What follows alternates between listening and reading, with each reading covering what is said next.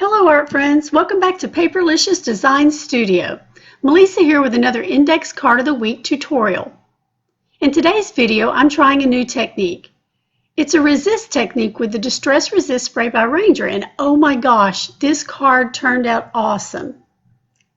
I started by spritzing a piece of watercolor paper with water, then added color with my Mermaid markers by Davenport.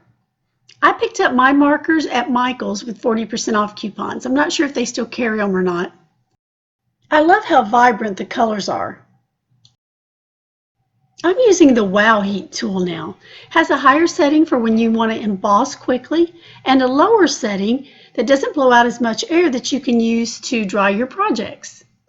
I actually have some Jane Davenport stamps in my stash as well that I haven't used yet. So maybe I can do an art journaling page or an index card tutorial using those soon.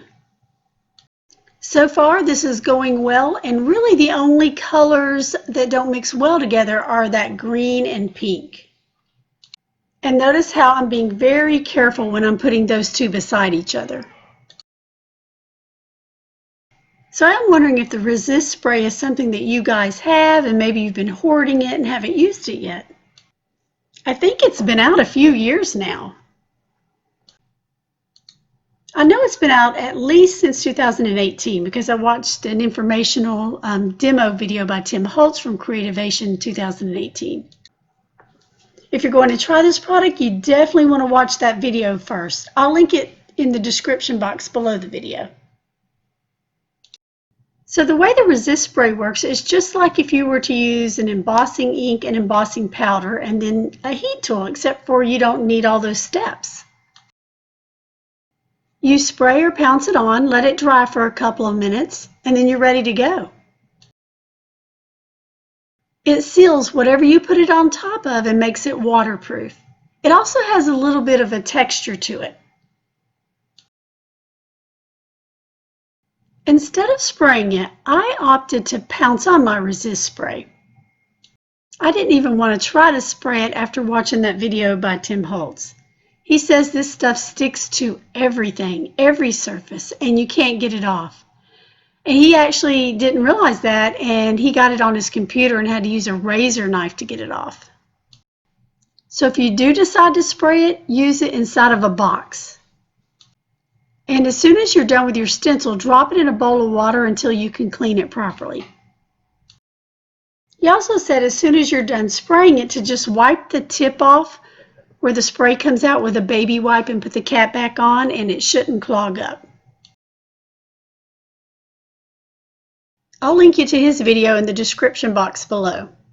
He was pretty funny talking about his experiences using the resist spray, so you'll want to watch the video. So after my card was dry, I started rubbing on some black ink. This one is Tuxedo Black by Momento. I rubbed the ink on, and then I used a damp paper towel to rub it back off again. The ink won't stick to the areas where I applied the resist spray, so you're able to remove it. The spray ran under the edges of the circle stencil, so there's really not any black ink sticking in that area. I love the distressed look I got with this technique. I can't wait to try this one in my art journal. I finish up this card the same way I did for the card last week. I'll add the Life is Short title and then one of those word strips from the Holtz collection. I'm using a stamp set for my title, but you can actually get a really cool font off of a site called Dafont, DAFONT.com. A lot of the fonts there are free. So that pretty much wraps up today's video. The plan for my next video is an art journaling page. I've also started altering some birdhouses and filming that as well. If you found today's video to be inspirational, I sure would appreciate you liking it. Just hit the thumbs up button below the video.